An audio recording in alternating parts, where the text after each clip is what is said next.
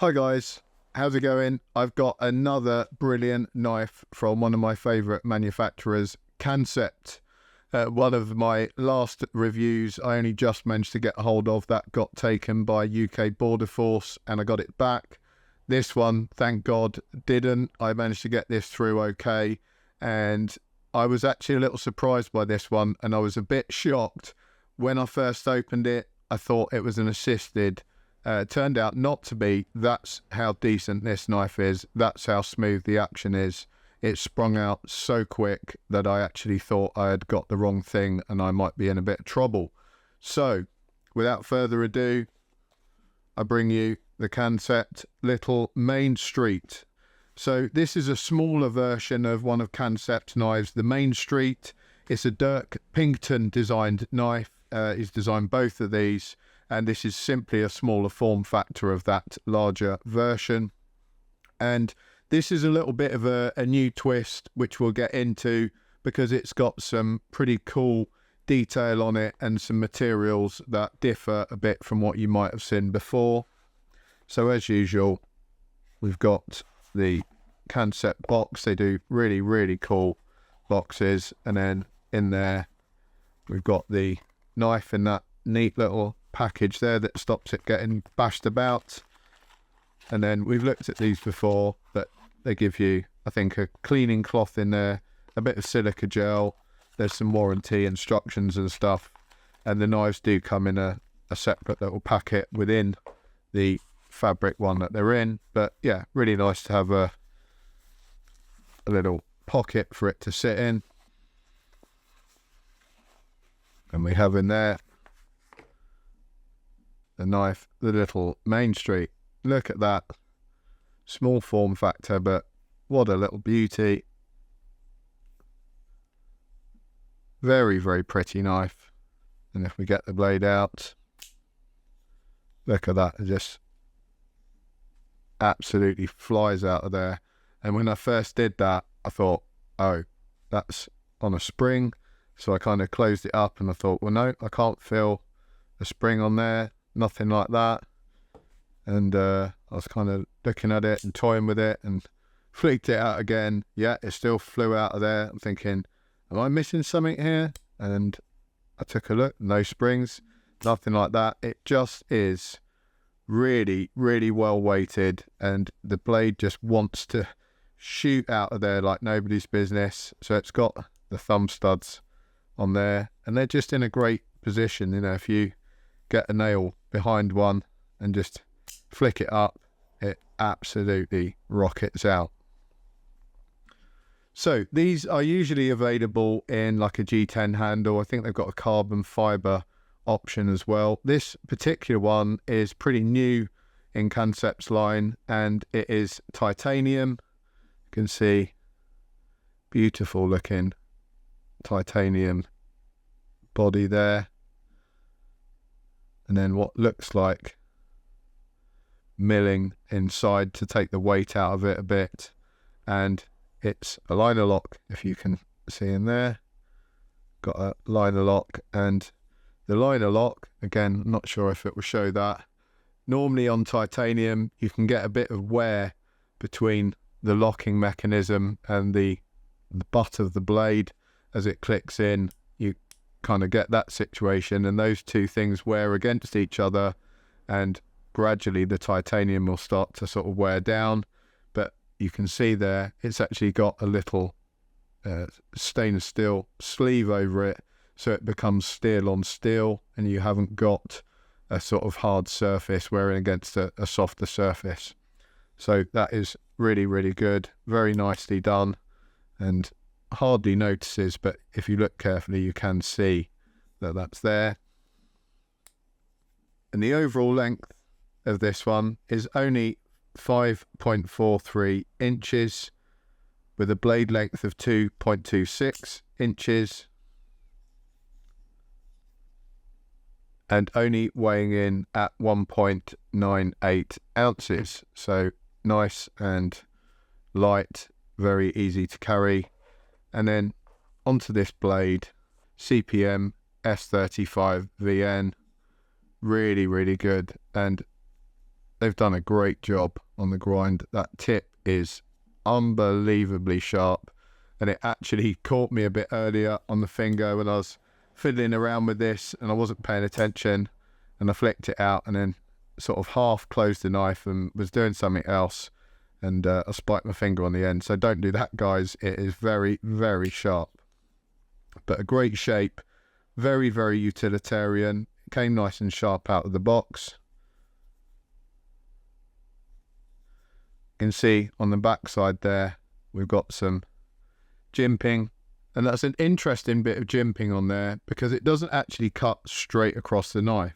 So you've got a kind of band in the middle that's got no jimping whatsoever, and the jimping is actually on either side, but when you push on top it does give you that traction that you need, but it's not uncomfortable because you're still resting on this flat piece in the middle, but it definitely gives you a bit of traction without kind of taking the skin off your thumb.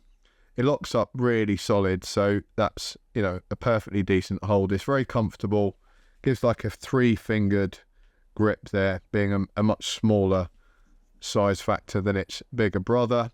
And then you've got all these, I think they're bronze anodized parts, which really set it off. The spacers in the back, bronze and anodized, and that's such a cool color scheme. Same with all the screws there, bronze anodized, and the thumb studs looks fantastic. And you've got some more jimping each side on this handle, on there and on there, which I think is more of just a tactile kind of fun thing that it's got. It's not particularly there to serve any great purpose. It's got a titanium pocket clip, which isn't super deep carry, but it's reasonable. But it's a beautiful pocket clip, very well machined, really nice bit of tension on it. And then you might be able to see inside the milling, again, nicely machined in there just to take the weight out.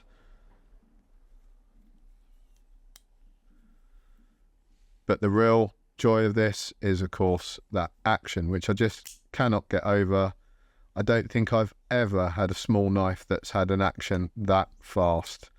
Obviously, it's not UK legal to just carry randomly around every day. It's not an EDC blade because it does lock, even though size-wise it would fit into that category. But that lock prevents it from being EDCable. If you have a good reason to use this at work, or you're taking it camping or fishing or something like that, then of course it's actually okay, as long as you can back that reason up in court if you should need to, if you were stopped. But yeah, it's a beautiful little piece, and really nice and tactile, lovely to hold. It's just a very nice object altogether. Price wise, if you're going for the G10s, they're in around the £80 area. If you go carbon fibre, you're pushing up about, you know, £10 or £15 on top of that. And then I believe this is, you know, a few more pounds on top again. So it's over the £100 mark, which for some people, they would say, oh, you know, it's a small knife, I'm not paying over £100. But the quality of this, guys, is absolutely phenomenal. The fixtures and fittings are superb. It's a real joy to look at and use. And don't forget that blade steel, you know, it's a very good blade steel on there as well. So you're definitely getting value for money. This thing's going to last you a lifetime if you look after it. And it's just a lovely little thing to own and use. I continue to be impressed with Kansept stuff. They are putting out some really great quality, and they've got their own kind of design and vibe, you know, that you can immediately tell when you get hold of a knife that it's like a Kansept knife, you know, that they leave their artistic mark on it, and I really like the styles that they're putting out. So this is awesome. Again, if you're in the UK, this shouldn't represent too much of a problem. They've got some at Heine Haynes. I'll stick a link down below. I think Heine are getting some of this model in stock pretty soon. They've definitely got the G10 and the carbon fibre in stock, so I'll chuck a link down below for those, and just keep an eye out for this one turning up, because I know this is pretty new on Kansept's site. I hope you enjoyed that review, guys. Thoroughly recommend. I've yet to see anything from Kansept that I didn't like. I do also think the pricing is very reasonable, considering they're not a budget, low-end materials knife company. They're using high-end materials, and for this kind of material at these prices, I think it's an absolute bargain. If you were buying this, a lot of other brands would charge you, 180, £200. So you're way below that with Kansept, and I thoroughly recommend you checking them out. I'll chuck links for Heine down below. I'll chuck a link up for Kansept as well, because obviously some of you guys will be in other parts of the world. You might be able to order them direct from there. And I'll probably chuck a link up for whatever they've got at Blade HQ for my American buddies as well, because I'm pretty sure they sell Kansept in there too. So thanks a lot. We haven't got any sponsors at the moment in the knife selling world. So, Blade HQs or Smoky Mountain Knife Works and Knife Centres, Heine Haynes in the UK, Knives and Tools in the UK, Lamnia EU. Those are all people that I recommend and that I've used. And if any of you guys want to sponsor the channel, please give me a shout. I'm always open to that because we spend a lot of money here on getting hold of bits and pieces to review. And it would be kind of nice to get some loaners or whatever and review it that way.